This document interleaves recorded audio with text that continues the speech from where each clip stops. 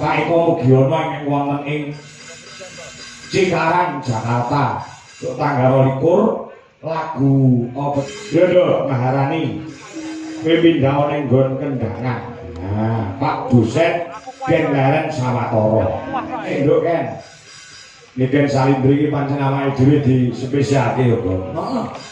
Biasanya saja karo ibu kok ngrumpi ngomongnya apa? Napa? Ngomongnya apa? Ngomongnya niki lho, Pak. Mas kalau panitia ijen sip tenan dina iki, Pak. Ngapa sih perkara apa? Mata saya itu jadi melek-melek ini, Pak. Gara-gara lho, Pak. Enek pentol, enek kotaan, enek sego botok, terus enek jeruk, anggur, susu. Terus dibarengi kru. Ularmu kayak apa?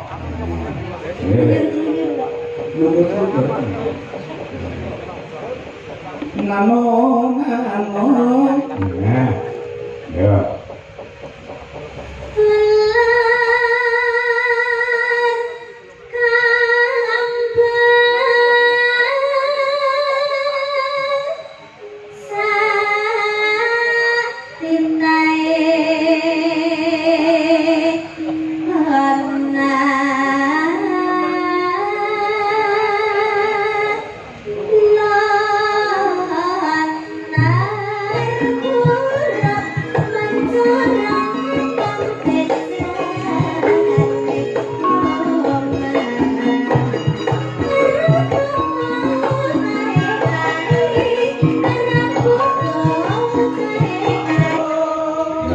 Tendangan barang lho bakoh ya iso, yo kan. Iya, Pak. Talentane duwe jolaras kaya ngono kuwi.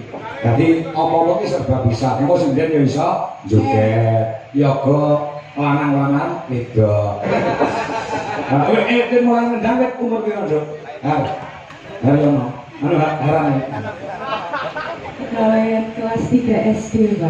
Kelas 3 SD pun ngendang. Ayo. Pak Riono, aja ngopi kok. Golek ning ayo. Piye pendapatmu tentang pengendang wedok siji iki? Iya, ayo. Luar biasa, Mas. Yang sampai Mbak Tumpe kabeh krune DLI dipacari ya. Ayo, coba. Ini kan bener lah. Boleh nih, sorry. Dari bisu. Buatan dik gosip. Oh, sih. Isi tenangnya karo Adi, Dok.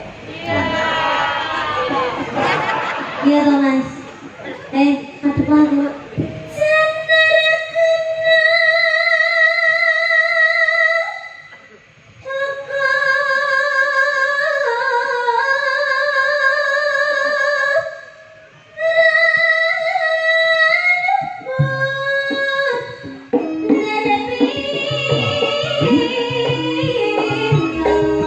Bayarane double sok tanggal 22.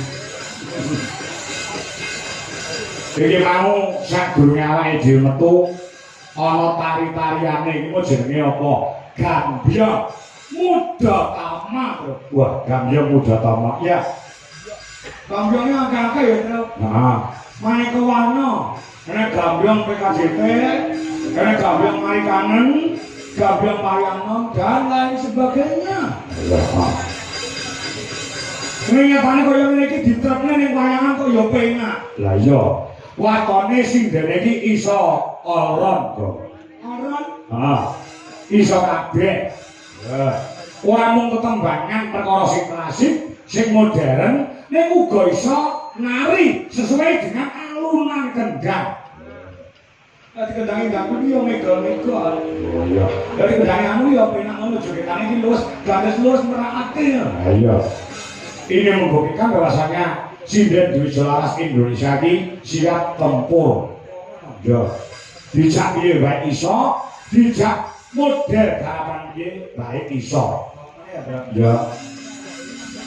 Kula iki PR kanca-kanca iki yo ditagih lawan guruku.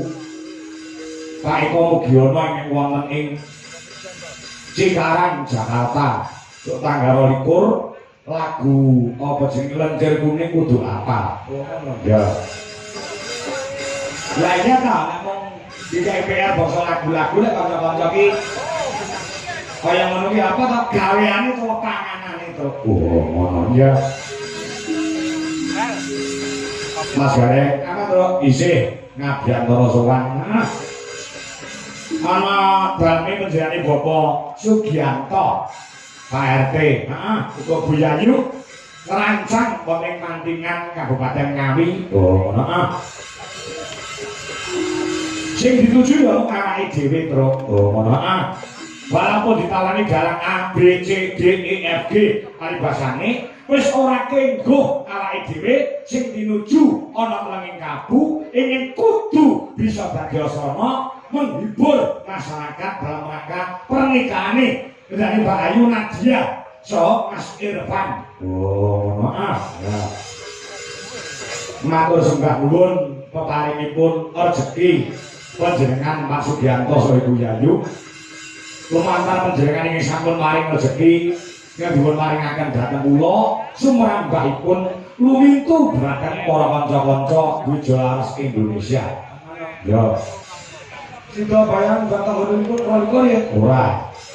Padake dalang tipis sesuk tetep bayaran aja kendu. Ngono ya.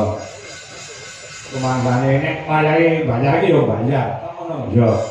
Ora kena duwe wis dilunasi duwe tindak sik iku rasane tinggal dilanggang colong jupuk iki ora kena. Ya. Colong mlayu. Heeh. Ora tanggung jawab. Ya. Lho iki salindri se lega. Terus fotoku si legit ya si lega. Ya. Para pandemen budaya ya sih akeh sing do parinarak lho kayak ibu-ibu sing do lega.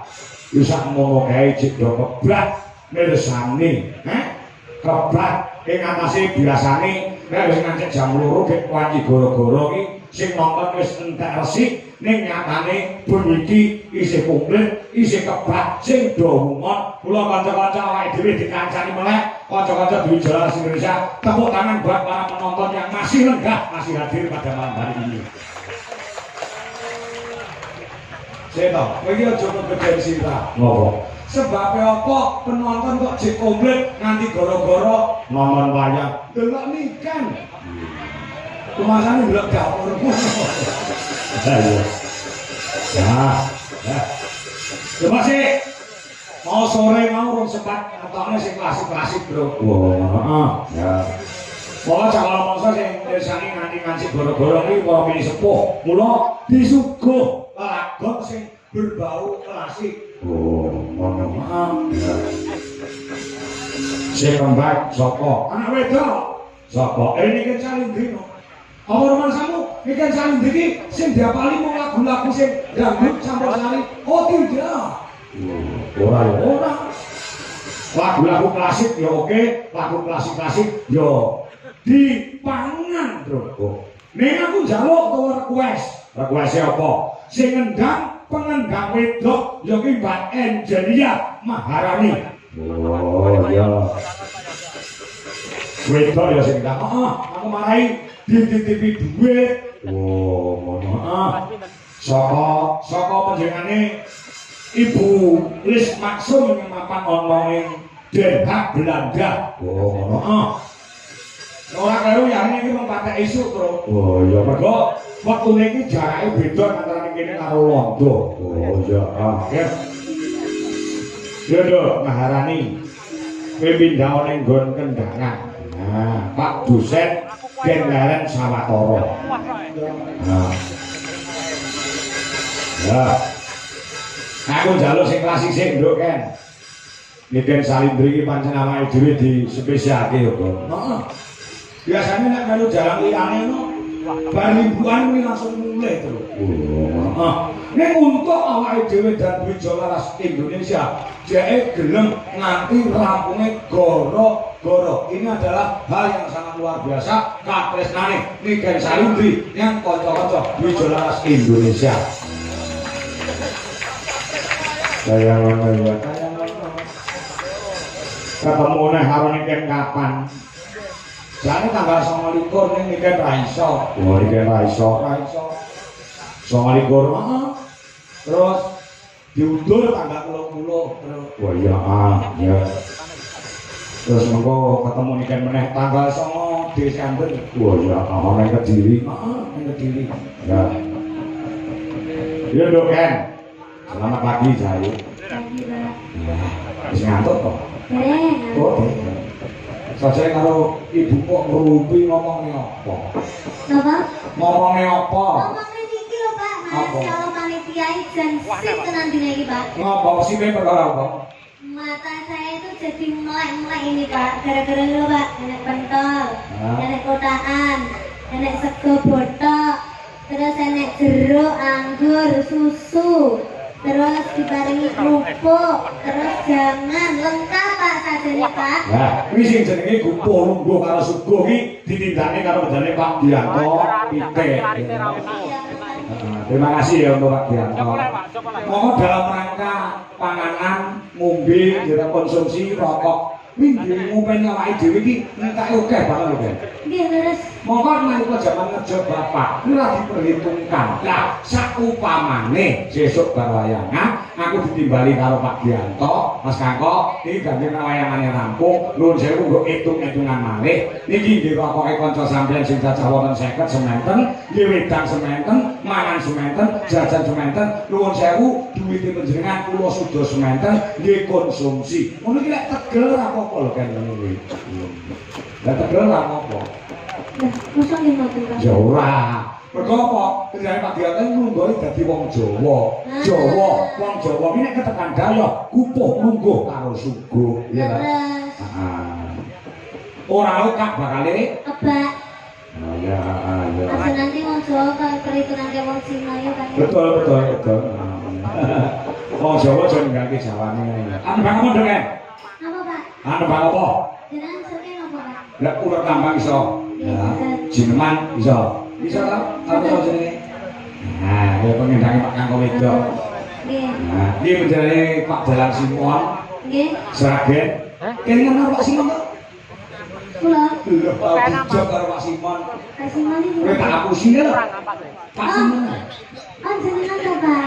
Nggih Pak. Nah, Pak Simon kuwi dalang ning Sragen, kowe tak apusi sing dalang aku nduk, jebule sing dalang Pak Simon. Ono ta? Ya coba. Jineman apa nduk? Ular kambang. Jenengan ular kambang. Ular kambang, bocah ulure kaya wong siap ya. Nah, ngene apik, iki ana dhuwit 200 saka bulis masuk Look Angel ya. Ya. Ya lho. Kan, ularmu kaya apa?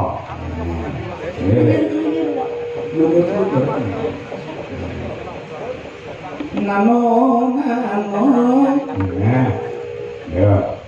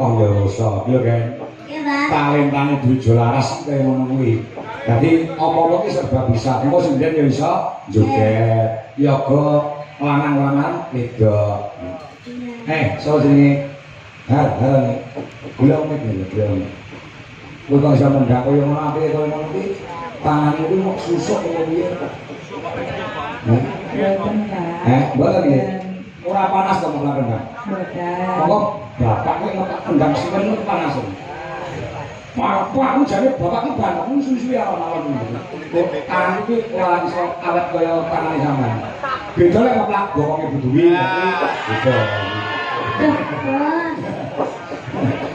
ayo ya ini wis tangi ayo ya ini wis masak ayo ya ini wis cetek geni lha iki ora tuaku mulai ngendang wis umur piro Dok hari ono anu harane Kalau kelas 3 SD, Pak. kelas 3 SD pun ngendang ayo no aja ngopi kok golek ayo piye pendapatmu tentang pengendang wedok siji iki lho iya ayo Luar biasa, Mas. luar biasa nih berarti ngono apa Nggih biasa di luar. Tegesane kok teng jaba niku sinau kendang niku wau ngoten. Awak dhewe selaku dadi wong tuwek-tuwek marep ya Pak ya. Marep no kan tundungane. Gimana piye? Nggih muga-muga cita-cita niku saged tercapai ngoten. Cita-citane apa to? Kene apa to? Rabi niki, rabi. Boten. Oh, boten ta. Boten. Saiki wis kuliah wis lulus lho, Mbak. Dereng semester 7, Pak. Oh, semester 7. Pitu muga-muga untuk pitulungan Gusti. Anu dititipne Pak Don iki mawon titikne. Ditene piye maksudnya? Maksudnya nggih kersane dipun didik kersane lari menika saged tercapai menapa cita-cita nipun. Wong dosene karo Pak Dodo kuwi ya. Nggih. Dosene wis ndang ya. Nggih, Pak. Pak Dodo kuwi lek nang kelasmu lek mulangno galak wae. Galak banget, Kak. Oh, galake piye? Anu, Pak. Nggih, Pak, ulatane boten penak, Pak. Oh. Iku berarti kau omah kerah karo bojone. Boten ngertos juga, Pak. Kowe nek ngajari ngendang awakmu sing ngajari ngendang ya Pak Dodo piro? Nggih, Pak. Oh, nek ngajari ngendang kok mburi kok ngarep. Je. Nek ngajari ngendang kok mburimu kok ngarepmu. Pinggir, Pak. Ditakoni tenang kok. Pak Dodo kan saged bolak-balik. Saged bola-balik berarti kok ngarepmu. Oh. Oh, Pak Dodo ki bola-balik gelem lho bae. Maksudnya kendangnya nih. Lah iya kendange. Nggih. Lah iya, lha rumah kamu apa? Nggih, boten. Yo boten piye lho aku ngomongnya kendang kok mau. Sing pikirane kotor ki awakmu kuwi aku ngomong kendang lho. Nggih, Pak. Ampun. Nah, iya. Kerasan yo melu dijelasin Indonesia. Nggih, Pak. Alhamdulillah. Sama bareng bis Amor Yoko mau bareng Heris Amor ya. Dari bis, Pak. Bareng bis.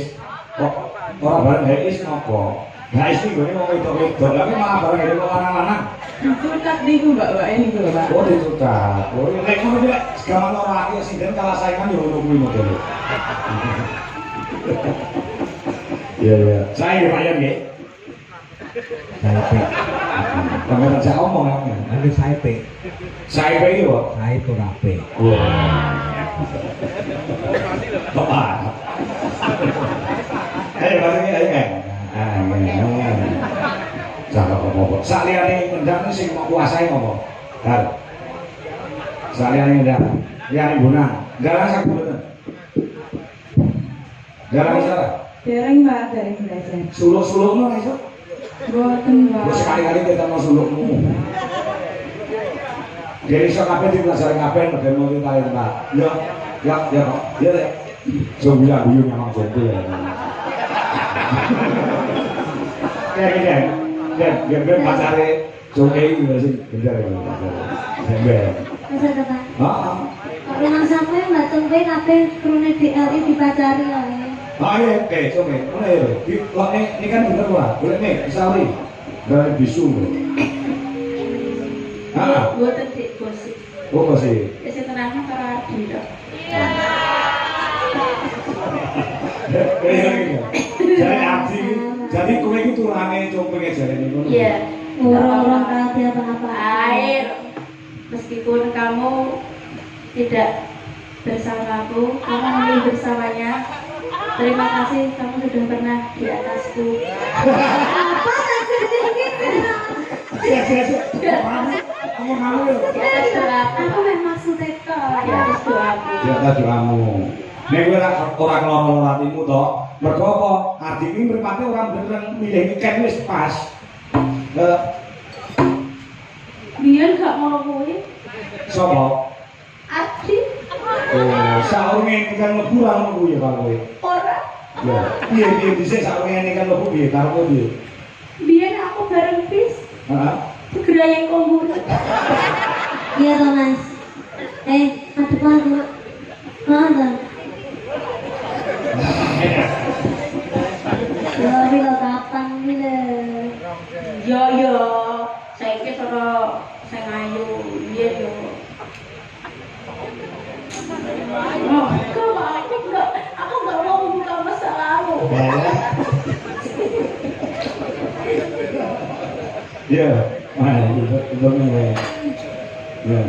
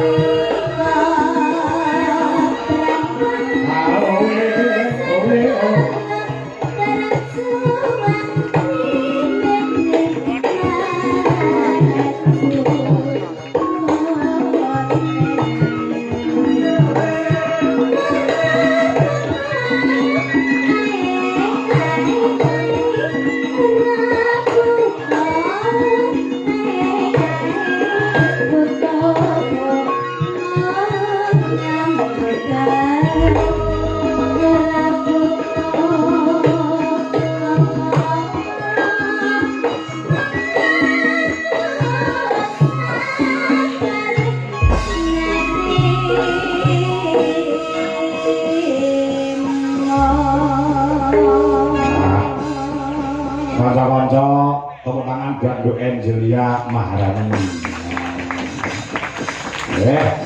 Aneh-aneh ya dong kanca-kancane awake dhewe. Aneh-aneh. Kok ndelalah ya, Bro? Ndelalah piye? Awake dhewe dhisik iki ya duwe pembonan penerus wedok ya duwe dhisik. Oh, heeh. Terus gue saking nganti parani ganti Angelia. Wah, iya. Heeh. Kowe isi Surakarta ki ora bakal kelangan sumber-sumber utawa bibit-bibit unggul. Oh, heeh. Ayo gede, nduk, lecit. Wah, lagi. Nah.